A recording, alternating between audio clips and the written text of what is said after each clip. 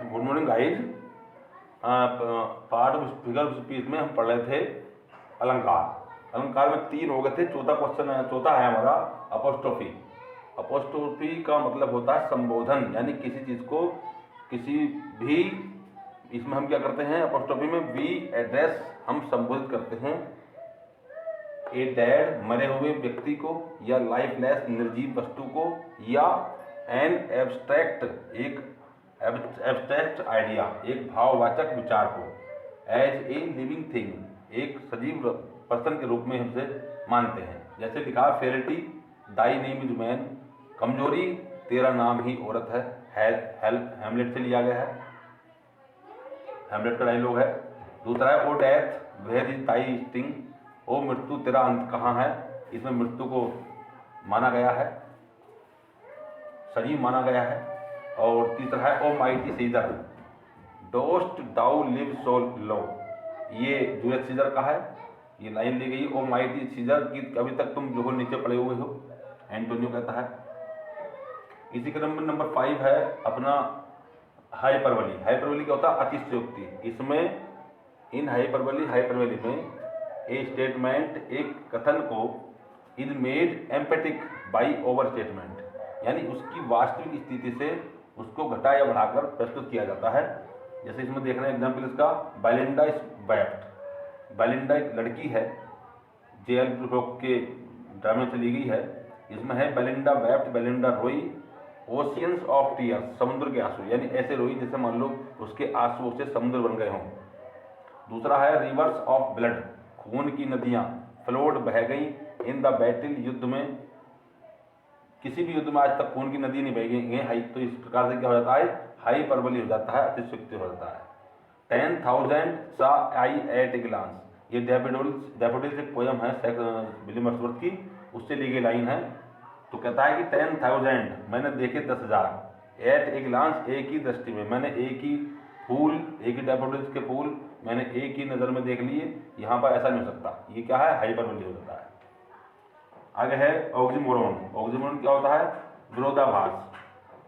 इन oxymoron में 2 words और phrase, 2 शब्द या फ्रेज हैविंग ऑपोजिट मीनिंग, रखते हैं एक दूसरे का उल्टा अर्थ, आर फॉर्म्ड, जो बनाया जाता है।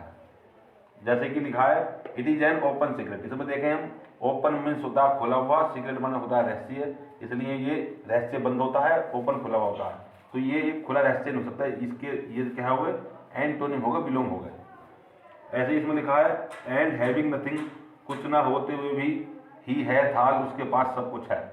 ये देखें यहाँ कुछ नहीं है और यहाँ सब कुछ है, तो ये फ्रेज एक दूसरे के क्या कॉन्ट्राडिक्ट है, विलोम है। शी फेल्ट प्लीजेंट पेन, उसने महसूस किया आनंददायक दर्द, यानी ऐसा दर्द जो खुशी दे रहा हो।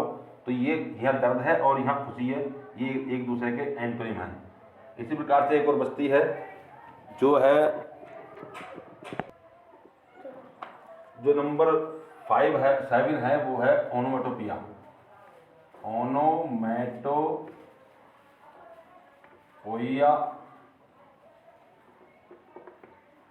इसे कहते हैं ध्वनि सूचक।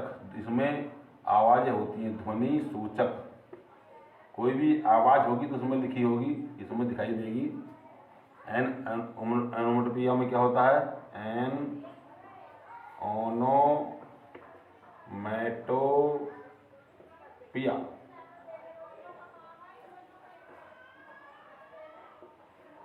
कंजिस्ट जुड़ा होता है, CONSISTS जुड़ा होता है। इन यूजिंग, प्रयोग करने में, ये वर्ड, एक शब्द, सिमिलर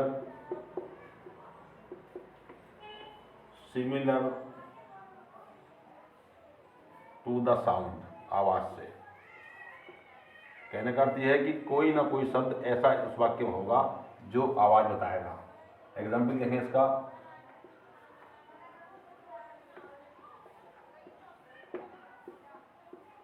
नंबर 1 है आई हियर्ड, मैंने सुनी, आई हियर्ड मैंने सुनी, द वाटर, वाटर माने पानी, की लैपिंग माने कहते हैं कल कल की आवाज़। कहाँ सुनी, तो लैपिंग मीन्स आवाज़ होगी पानी की, on the crack, on the crack, crack means नाला, क्रैक के पास मैंने पानी की चलने की आवाज़ सुनी। 2 नंबर है cooing, COOING, cooing of dogs, dogs means फाख्ता, एक कबूतर की तरह होता है। Is very pleasant, is very pleasant, PLEASANT। इसका मतलब है कि जो कबूतर फाख्ते की आवाज़ है वो बहुत अच्छी लगती है। नंबर 3 आई हियर, मैं सुनता हूँ, द हमिंग,